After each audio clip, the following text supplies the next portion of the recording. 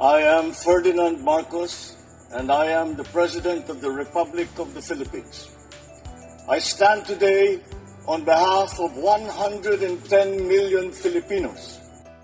Hi everyone, hello universe, it's me again. Shout out sa inyo mga bes, sa mga Filipinos and OFW. Ayan, Marcos Loyalists and supporters, shout out sa inyo mga bes. Ayan, mayroon tayong upload videos updates, no?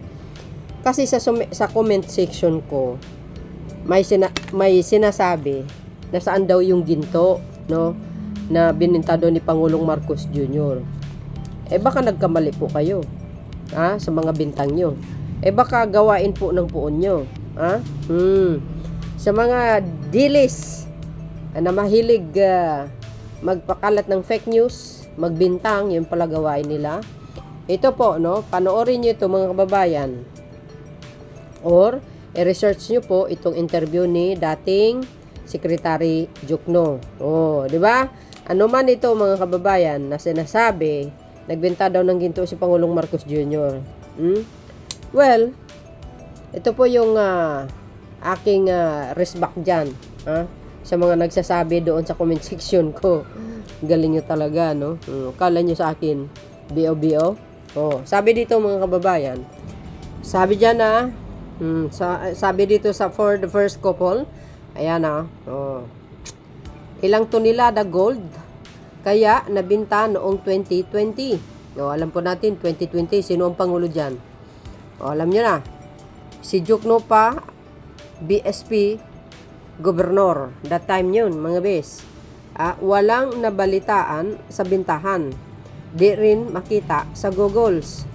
Alam nyo naman ang panahon na yun, pagdating sa usaping ganyan, hindi po nag-post yan sa social media kahit saan.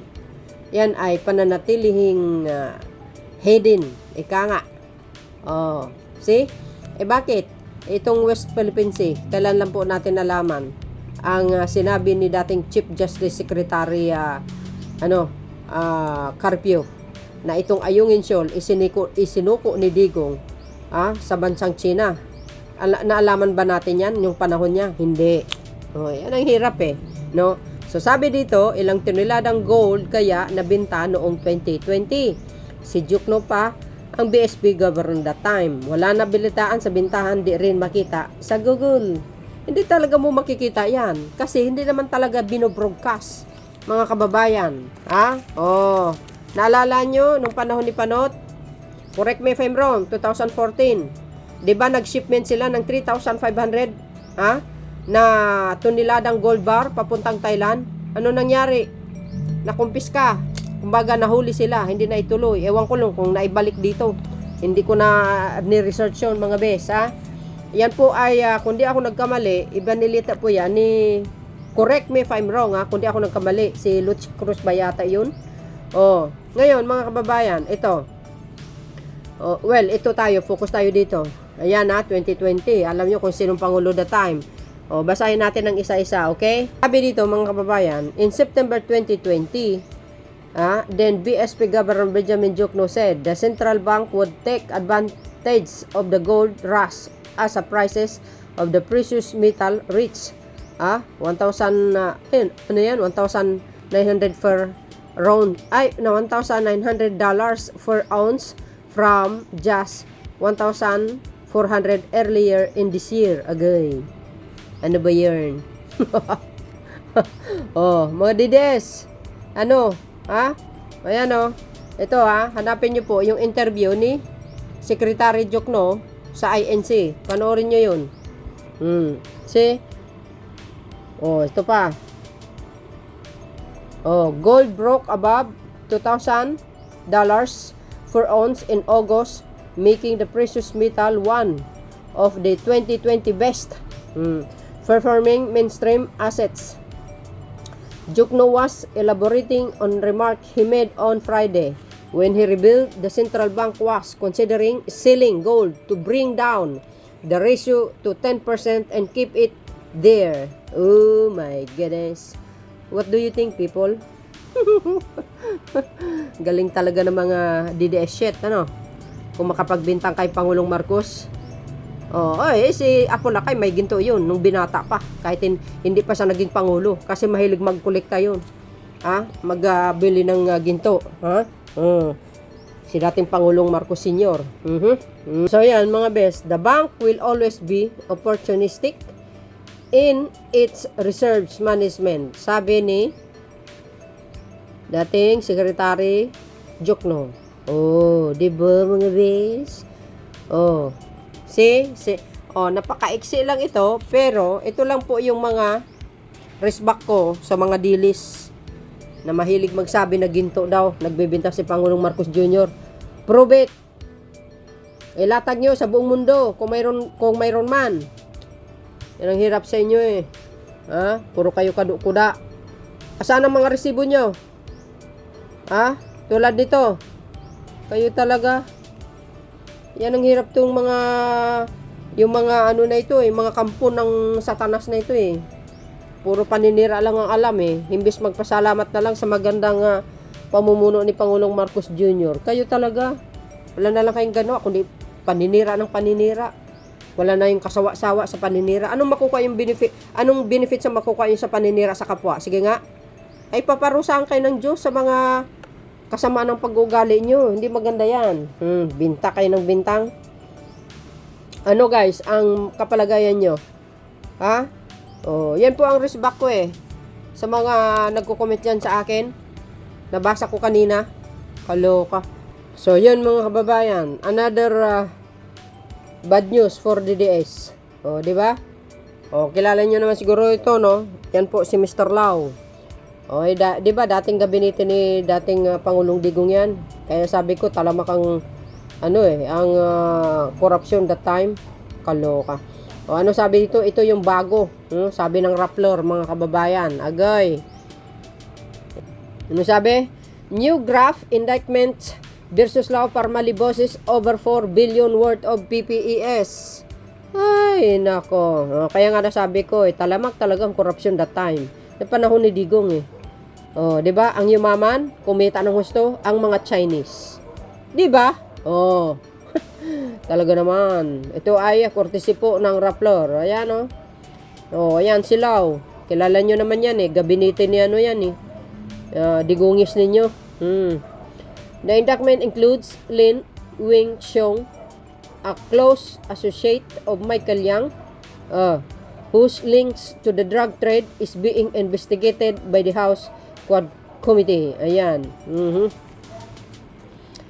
Sabi dito, Manila, Philippines, the Office of the Ombudsman issued new graft indictments against former budget official Lloyd Christopher Lau and Warren Leong, as well as officials of the pharmaceutical company over anomalous sale of personal protective equipment, which is PPEs, worth of 4 billion. Diba?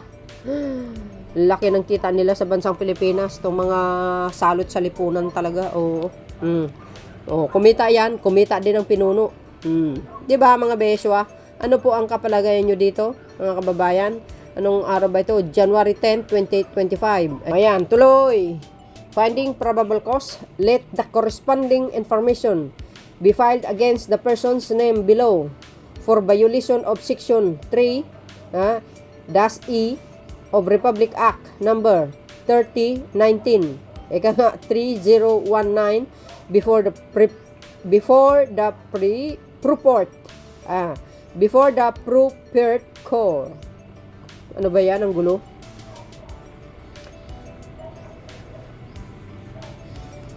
So, yun guys. Tuloy. Finding probable cause. Nako, patay ka ngayon, Lau. Law ka talaga ngayon.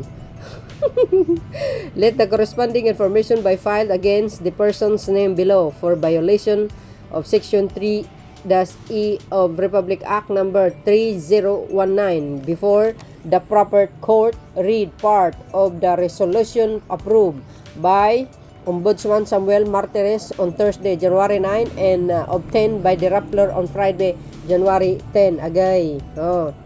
Ano na? Shout out sa mga DDS again. Basahin po natin.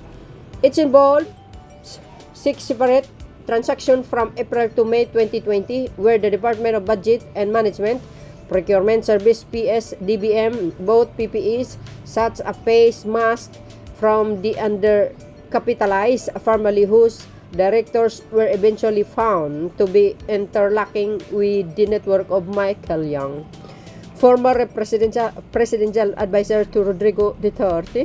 Editor's note: The PSDBM was initially spelled as the Department of Budget and Management Prosecution Service. This has been corrected. The network still figure in a warehouse that house-sized Cebu, which made Young the subject of an ongoing investigation by the House of Representatives Quack Committee. Sabi dito guys, tuloy, apart from Lau and Young, the family official indicated for the graph are Twinkle Dargani, Mohit Dargani Lincoln, Ong Huang Chu Yen, and Lin Weng Chuang. Lin, and close associate of Young, has been tagged to the drug trade by the present time Philippines Drug Enforcement Agency, which is ang PDEA. Lin and Yang have never appeared before the Kwate. Siyempre, tumakas. A-appear ba yan? Pag hindi nagpakita, means talagang kasabwat yan sa pagnanakaw. Grabe, no? Nung panahon ni Digong, mga kababayan, antindi, di ba? Drug lord kasi naman talaga yan si Michael Yang. Grabe. Umiikot lang talaga sila dito sa Pilipinas para lang kumikita ng pera. Ito naman yung isa, inuuto-uto na. Kaya tuloy, masyadong mabait, hindi masyadong open sa mga Chinese dating Pangulong Digong. Kaya napapagligira ng mga tsikwa. Ito po ang sakit ng Pilipinas sa ibang politician. 'Di ba? Mas binibigyan ng pansin ang mga banyaga kaysa kapwa Pilipino na naghihirap, na kung tutuusin, tugunin ang lahat ng mga pangangailangan nila. Hindi, sa totoo lang, mga kababayan, ito lang po ang nakakalungkot, no? Tapos ngayon, binabatikos nyo yung mga akap, ex-tupad, na nakakatulong naman sa mga maralita nating mga kababayan. Buti nga yan, at nakikita nyo kung saan napunta ang pera ng bayan. Ibinabalik lang sa mamayang Pilipino. Yung poon nyo, nasaan? Nga. Ayan, silaw. Soon as possible, makukulong na yan. Kaya nga, sabihin nyo malinis ang dating admin, talaga lang nagbibinta pa ng ginto, di kayo naloka. So yun guys, ang pinaka-latest updates ko sa inyo. Maraming salamat sa inyong watching. See you again on my next upload video. Bye and babush. God bless Philippines.